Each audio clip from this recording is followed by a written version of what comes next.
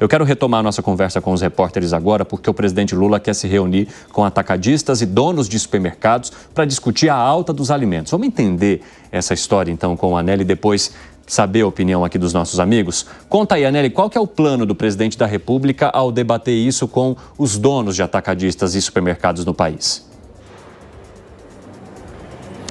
Pois é, Evandro, o objetivo do presidente Lula é pelo menos tentar reduzir o preço dos alimentos, lembrando que a alimentação acabou puxando para cima a inflação, que rompeu o teto da meta estabelecida pelo Banco Central no ano passado, e especificamente a alimentação, esse ramo de gasto familiar representou 8,23% de aumento no IPCA, o índice de preços ao consumidor amplo, fazendo com que, então, a inflação estourasse o teto da meta estabelecida pela autoridade monetária. E nesse conjunto, então, de acontecimentos relacionado a esse fato, o presidente Lula, em uma postagem nas redes sociais nesse final de semana, acabou afirmando que reconhece a alta do preço dos alimentos. Ele citou alguns fatores que contribuem para esse fenômeno, como, por exemplo, a alta do dólar, que consequentemente vai valorizando o preço das commodities, a exemplo de soja e milho, e gera consequências em toda a cadeia produtiva. E o presidente citou também as mudanças climáticas, com incêndios florestais, estiagem ou excesso de chuvas, a depender da região do planeta. Então, o presidente ele não citou esses índices do IPCA, que apontam uma alta acima da inflação no preço dos alimentos, mas, por outro lado, acabou reconhecendo a alta no preço, então, nos supermercados, nos varejistas, nos atacadistas, e disse, então, que vai realizar reuniões, quantas forem necessárias, com esses setores, no sentido de garantir a diminuição do preço dos alimentos.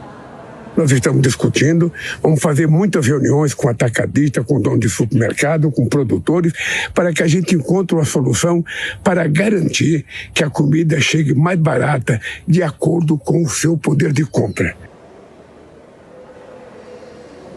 Esse vídeo foi postado pela primeira-dama Janja nas redes sociais e mostra, então, o presidente Lula numa parte ali da Granja do Torto, que é uma casa de campo da Presidência da República, em que existe uma horta, e ali, então, que o presidente acabou se manifestando em relação aos alimentos. E o governo federal tem uma preocupação acima do normal e acima, então, da média nessa questão dos alimentos, justamente porque isso acaba impactando diretamente na popularidade da Presidência da República, que, segundo a Quest, agora já é mais negativa do que positiva. Evandro.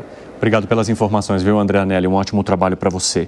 Eu fico imaginando o humor desses empresários nessa conversa com o presidente da República na tentativa de reduzir preços dessa maneira. Como é que você avalia, Alan Gani?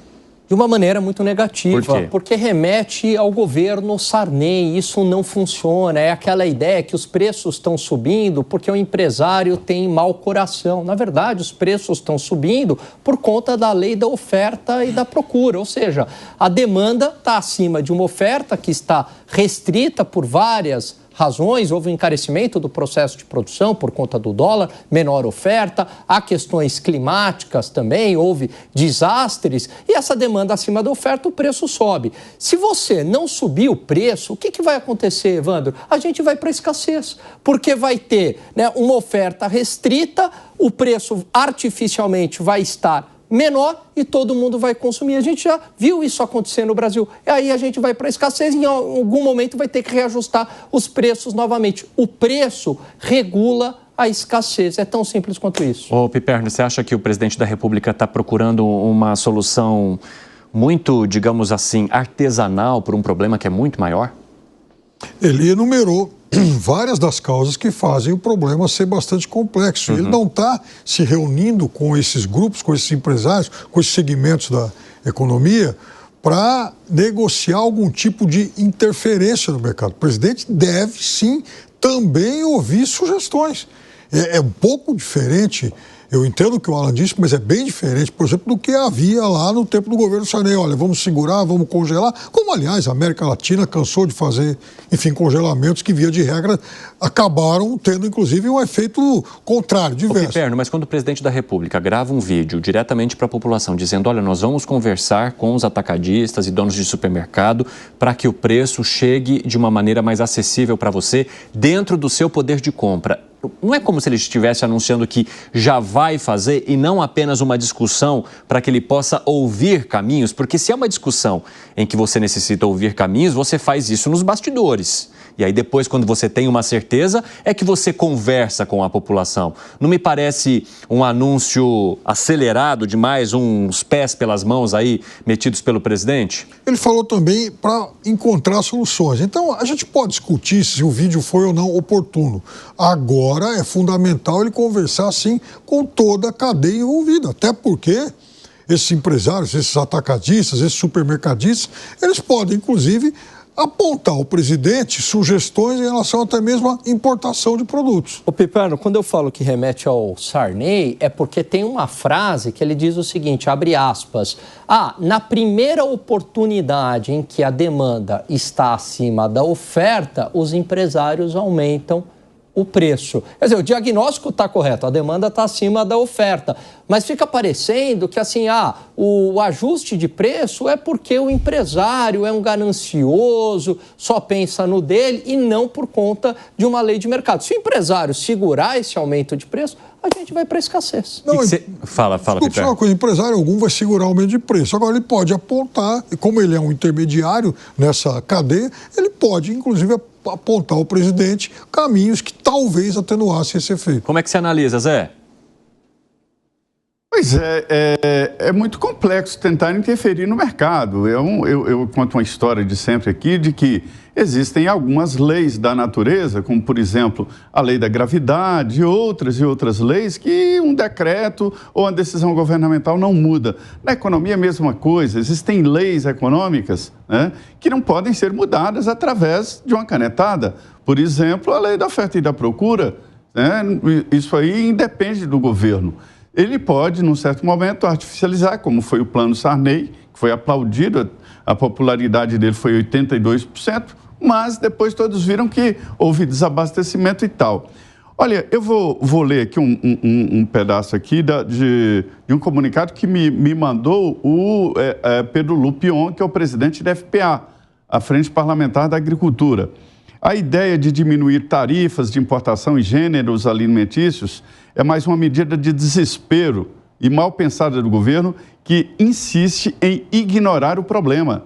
Aí ele diz, é um problema macroeconômico, né, de controle inflacionário, câmbio descontrolado e gasto público exorbitante. Aí ele diz, olha, a desconfiança do mercado e a falta de credibilidade agravam a situação.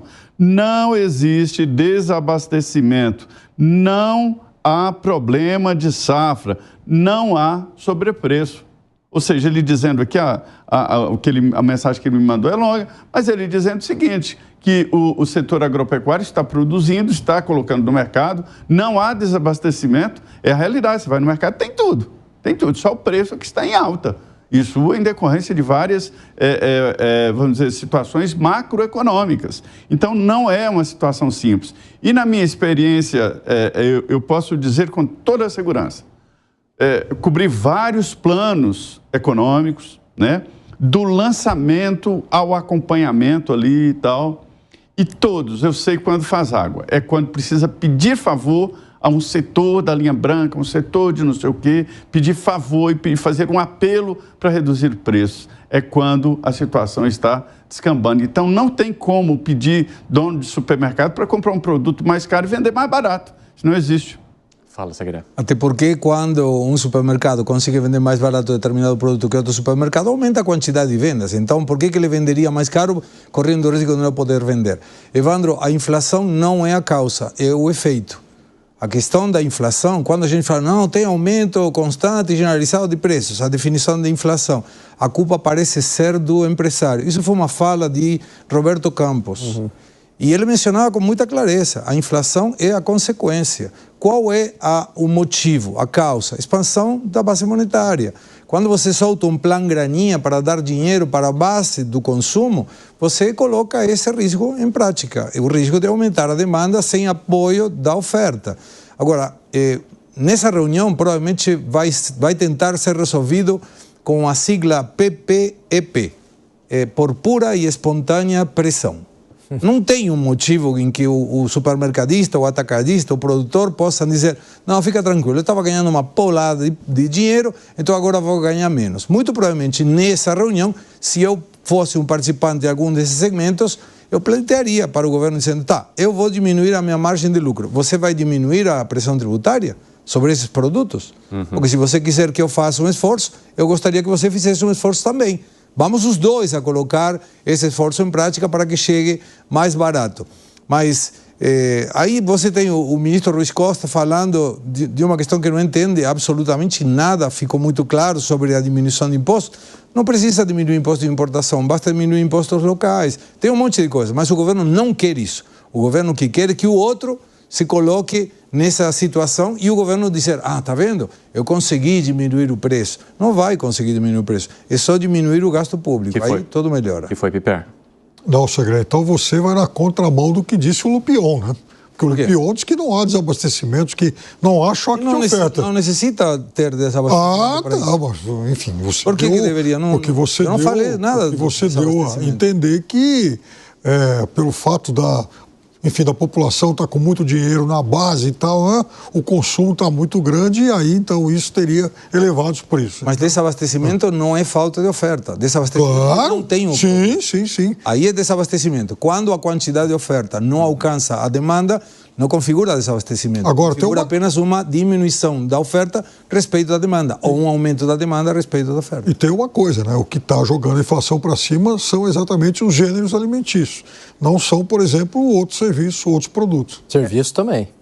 Mas a questão é que há preocupação direta do presidente da República com os alimentos, claro, exatamente por conta da proposta de política que ele tem. Total. Ele entrou com a proposta política de levar a comida de maneira mais acessível para a população. Não à toa, a gente tem toda a história em torno da picanha, ou seja, por que a população mais pobre precisa consumir apenas carnes de segunda mão? E por que não elas não podem comer picanha? A gente vai tornar a picanha mais acessível. Não necessariamente que a picanha chegaria para a mesa de todo mundo, mas como uma forma de falar: olha, uma carne de melhor qualidade você vai ter condições de comprar. E isso não está acontecendo, não está acontecendo e, pelo contrário, as pessoas estão sentindo cada vez mais o preço dos alimentos pesando em suas situações, o que faz com que elas não tenham também uma avaliação positiva sobre outras partes positivas que estamos vivendo, como, por exemplo, a questão relacionada ao desemprego ou as estimativas de uma economia mais forte. Ninguém está olhando para isso, porque, no fim das contas, na hora que elas vão ao supermercado, o que pesa para elas é o quanto de dinheiro elas precisam desembolsar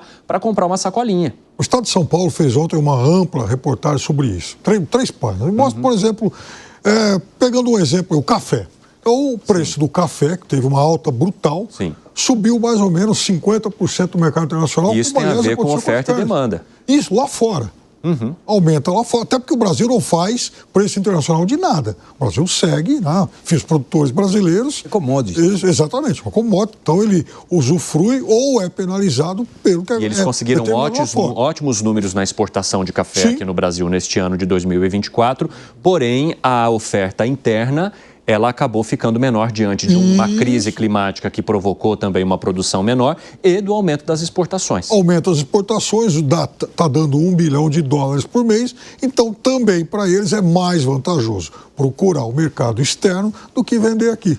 Gani, quer arrematar com algo? Não, quero sim. Você tocou num ponto importante, porque a inflação, o efeito político dela, o Evandro, é muito perverso, porque mesmo que você esteja empregado, ela atinge o rico, a classe média e o pobre. Todo mundo reclama, todo mundo fica insatisfeito. Diferentemente do emprego, quem está empregado não vai reclamar, né, do governo. Enfim, quem está desempregado reclama, evidentemente, né? Acaba acreditando aí a culpa ao governo. Mas a inflação não, a inflação pega todo mundo e ela te lembra toda hora. Cada vez que você vai no supermercado, você fica descontente. Cada vez que você abastece o carro, você fica descontente. Então, politicamente, é um efeito perverso A gente viu isso durante as eleições nos Estados Unidos. Inflação, a ordem dos fatores, ela modifica o produto. Deixa eu só pedir uma desculpa aqui, porque eu falei carne de segunda mão. Nem percebi que eu falei isso, mas seria um acesso aos cortes mais simples ou mais nobres de carnes, e não carne de segunda mão. Meu editor-chefe mandou carne de segunda mão. Como é que seria isso, né? Passou por um, não gostou muito, entregou para o outro por um preço mais baixo. Desculpa, gente, saiu sem querer. Nem tinha percebido que eu havia falado dessa forma. Tá aí corrigido. Fala, Piperno, arremate. Não, eu disse que no caso da inflação, a ordem dos fatores, ela modifica o produto. Você tem uma inflação, por exemplo, de 5%. Se houve um estouro nos preços, por exemplo, de passagens aéreas ou autopeça, vai ter um impacto numa parcela menor da população. Compensação, se o estouro é nos gêneros alimentícios, aí vai impactar muito mais gente. Fala, Segré. Eu recomendo ao governo estudar ou dar uma leitura sobre demanda elástica e inelástica, que talvez isso possa ajudar melhor a questão. Quando o Rui Costa mencionou, o ministro, o chefe da Casa Civil, se está cara a laranja, compra outra fruta. Eu fico feliz de que o problema esteja na laranja e não no papel higiênico. Imagina, e irônico, obviamente, meu comentário. Imagine se aumenta o papel higiênico e o ministro nos dá alternativas de uso de outras coisas que possam ser isso. Mas aí vai ter que usar o papel higiênico de segunda mão, né? Mas aí, isso explica esse conceito de demanda inelástica. Quando você tem o papel higiênico e aumenta o preço, vai ter que continuar consumindo papel higiênico. Não tem forma. E quando você tem uma base da pirâmide que tem mais sofrimento com esse aumento de preços, aumentou o refrigerante. Aí você vai para uma tubaína, enfim, tem algumas opções. Mas tem algumas coisas que não dá para fazer. Mas o governo parece que ou não entende, ou não sabe, ou não quer, não pode, eu não sei. Mas não vai ser na marra que vai diminuir o preço, sobretudo porque hoje, precisamente, as previsões para a inflação de 2025 aumentaram de novo. Daqui a pouco a gente vai trazer esses números aqui no nosso 3 em 1 sobre a estimativa do mercado para a inflação neste ano. Agora, para além dessa leitura que o Segré recomenda, o que pode ser feito neste caso para uma redução? De que maneira que as pessoas podem acessar um alimento, então, que caiba no poder de compras dela, sem necessariamente haver, digamos assim, uma intromissão do governo, até um diálogo para que os atacadistas ou os donos de supermercados se responsabilizem por isso, Gani? Vou pegar a frase do próprio presidente que fez um diagnóstico correto. O dólar encarece o preço dos alimentos. Agora, quem é o responsável, em boa parte, pelo encarecimento do dólar? É o governo com a sua política fiscal expansionista. Se o governo sinalizar com um corte de gasto, se comprometer com um corte de gasto, bancar isso, enfrentar as forças do Congresso, enfrentar as forças empresariais com questões dos subsídios e também fizer a sua parte, o que vai acontecer? Vai cair o dólar naturalmente. Caindo o dólar, cai o preço do alimento. Você concorda aqui com o Gani, Piper? Se cair o dólar, eu imagino que possa cair. Agora não vamos esquecer também o seguinte, né? Houve um momento em dezembro que o dólar fechou a 6,30, fechou a 6,18 no último dia do ano, hoje fechou a 5,91. Então é de se supor que também o preço dos alimentos, seguindo essa lógica, comece lentamente a recuar.